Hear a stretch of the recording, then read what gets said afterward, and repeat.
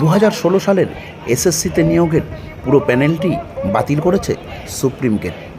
তাদের দাবি পুরো প্রক্রিয়া কারচুপি করা হয়েছে। এই নিয়োগ প্রক্রিয়ায় কোনো রকম বিশ্বাসযোগ্যতা নেই। সেই সঙ্গে রাজ্যের 26,000 চাকরি বাতিল করে প্রধান বিচারপতি সঞ্জীব খান্না এবং বিচারপতি সঞ্জয় কুমারের বেঞ্চ জানিয়েছিল নতুন নিয়োগ প্রক্রিয়া শুরু করতে। আর এখানেই আপত্তি যোগ্য শিক্ষকদের। নিজেদের যোগ্য দাবি করে বিকাশ ভবনে সম্প্রতি জঙ্গি আন্দোলনে নামেন শিক্ষক শিক্ষিকারা। আর সেখানে প্রথমে স্থানীয় এক তৃণমূল নেতৃত্ব এবং তারপরে পুলিশের সঙ্গে রীতিমতো খণ্ডযুদ্ধ বেঁধে যায়। পুলিশের দাবি বিকাশ ভবনের কর্মীদের বাইরে বেরোতে দিচ্ছিল না শিক্ষক শিক্ষিকারা। অন্যদিকে পাল্টা শিক্ষক শিক্ষিকাদের দাবি তৃণমূলের এক নেতাই পরিস্থিতি উত্তপ্ত করেছে। তারা প্রয়োজন অনুযায়ী বাইরে বেরোতে দিচ্ছিলেন কর্মীদের। আর এর জেরেই উত্তাল হয়ে উঠেছে রাজ্য রাজনীতি। সিপিএম ইতিমধ্যেই রাস্তায় নেমেছে এবং শিক্ষকদের উপর হামলার নিন্দা করেছে। বিজেপিও নিন্দা করেছে এই হামলার। তবে তৃণমূলের তরফে দাবি জানানো হয়েছে এভাবে শিক্ষকদের জঙ্গি আন্দোলন করা উচিত হয়নি। পাশাপাশি তৃণমূল নেতৃত্বের দাবি বাম জমানায় শিক্ষকরা আকছাড়ি নির্যাতিত হতেন। শুনুন কি বলছেন সব পক্ষ। কি কারণে এই মিছিল? গতকাল বিকাশ ভবনে শিক্ষকদের আন্দোলনের ওপর যেভাবে তৃণমূলের ঠ্যাঙারে বাহিনী এবং রাজ্যের পুলিশ বর্বরোচিত আক্রমণ করেছে, তার প্রতিবাদে গোটা রাজ্য জুড়ে আজকে প্রতিবাদ সংগঠিত হচ্ছে, বিক্ষোভ সংগঠিত হচ্ছে। আমরা এখানেও এসএফআই, ডিওয়াইএফআই, মহিলা সমিতি, শিক্ষক সংগঠন এবং প্রাক্তন ছাত্র যুবরা আজকে এই প্রতিবাদে সামিল হয়েছে। পাশাপাশি আজকে সুপ্রিম কোর্ট বলেছে 25% দিয়ে দেওয়ার ব্যাপারে কি বলবেন? এটা তো একটা এর সঙ্গে এটা যায় না, তবুও প্রশ্নটা যখন এলো, আজকে এটা প্রমাণিত হলো দিয়ে দয়ার দান না। যেটা রাজ্য সরকার বলছিলেন দয়া করলে দেবো, যা ভাষাটা ছিল, এইটা প্রমাণিত হলো যে দিয়ে দয়ার দান না, এটা কর্মচারীদের মৌলিক অধিকার, আইনি অধিকার, এইটা অন্তত প্রমাণিত হলো। আপনার নাম আর পরিচয়? গোপাল দত্ত, সিপিআইএম উত্তর চব্বিশ পরগনা জেলা কমিটি। সায়েন্স কলেজ, যেটা চৈতন্য কলেজ আমরা বলেছি, আমরা ছোটোবেলায় পড়াশুনো করেছিলাম।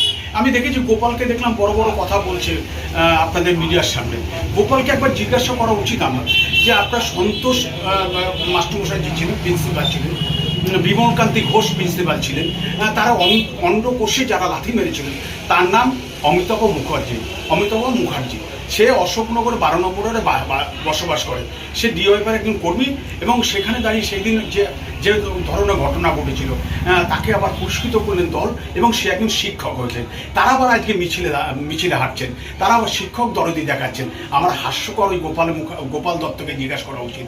সায়েন্স কলেজ, আমাদের কমার্স কলেজে শ্রীচেতন মহাবিদ্যালয় যে কলেজটার নাম, সেই কলেজে যে আমাদের টিআইসি ছিলেন কল্যাণ রুদ্র এবং সোমনাথ ঘোষ যে প্রফেসর ছিলেন, এই যে তাদের তাণ্ডবে, তাদের অত্যাচারে তারা চাকরিটা ছেড়ে দিলেন।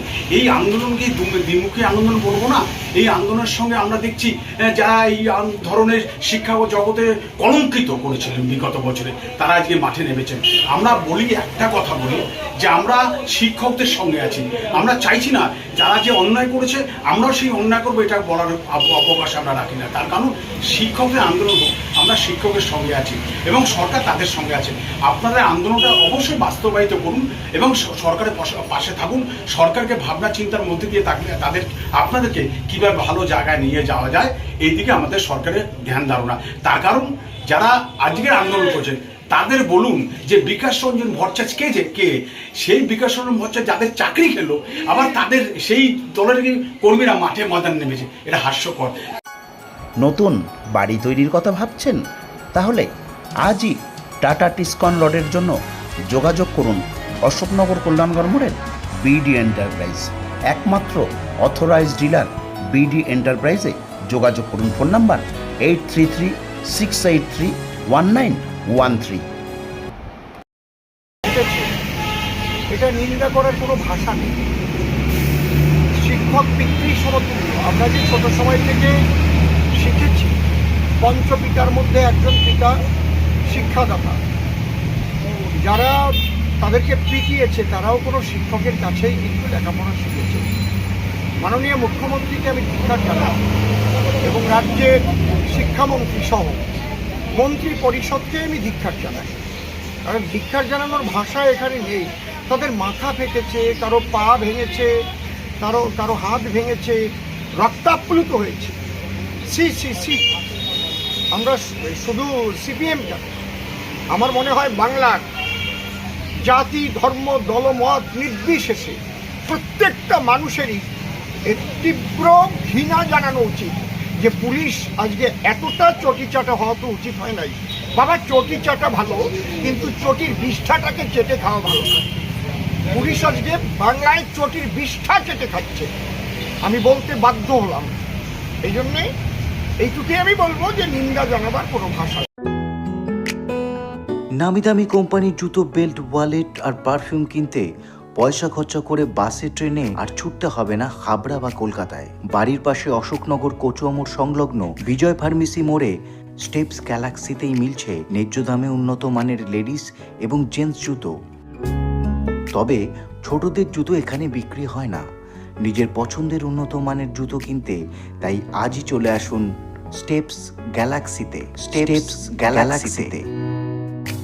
আমাদের সরকার কিন্তু কোনো জায়গায় শিক্ষকদের উপরে কোনো আক্রমণ হোক এটা চাননি, এবং এটাও আপনারা লক্ষ্য করে দেখেছেন যে বিকাশ ভবনে যারা অবস্থান করছিলেন, যারা মিছিল মিটিং করছিলেন, তাদেরকে কিন্তু প্রশাসন বারবার করে অনুরোধ করেছেন যে আপনারা আপনাদের কাজ করুন। কিন্তু গণ্ডগোলটা বাঁধল কখন? আপনারা জানেন শিক্ষা ভবনে যারা চাকরি করেন তাদের একটা সময় মতো ছুটি হয়ে যায়। 5টা, 5:30টার পরে কিছু শিক্ষাকর্মী, কিছু অফিস কর্মচারী, কিছু আধা সরকারি কর্মচারী, ওখানে অনেকগুলো অফিস আছে, সেই অফিসের কর্মচারীরা বাড়ি ফিরছিলেন। ঠিক তখনই তারা তাকে অবরোধ করলেন যে না, আপনাদেরকে যেতে দেওয়া হবে না। প্রশ্ন হচ্ছে, আপনার গণতান্ত্রিক অধিকার আছে, আমারও গণতান্ত্রিক অধিকার আছে। আমি দিনের শেষে কাজ করে বাড়িতে যাব। আমি তো টিভিতে দেখলাম একজন ভদ্রমহিলা, তিনি গর্ভবতী মহিলা, তিনি তার অবস্থা দেখেই বোঝা যাচ্ছিল যে সেই মহিলা অসুস্থ, তাকে তাড়াতাড়ি বাড়ি ফিরতে হবে। হয়তো এমনও হতে পারে যে তাকে বাড়িতে গিয়েই তাকে ওষুধটা খেতে হবে বা রাস্তায় দাঁড়িয়েই ওষুধটা খেতে হবে। তিনি বলছেন যে আমি অসুস্থ, আমাকে একটু সাইড দিন। অথচ আমরা লক্ষ্য করলাম সেই যে শিক্ষকদের কাছ থেকে আমরা শিক্ষা অর্জন করেছি, আপনারা জানবেন সেই শিক্ষকরাই তাদের বাধা দিচ্ছেন। এটা সমীচীন নয়, শিক্ষকদের কাছে এটা আশা করা যায় না।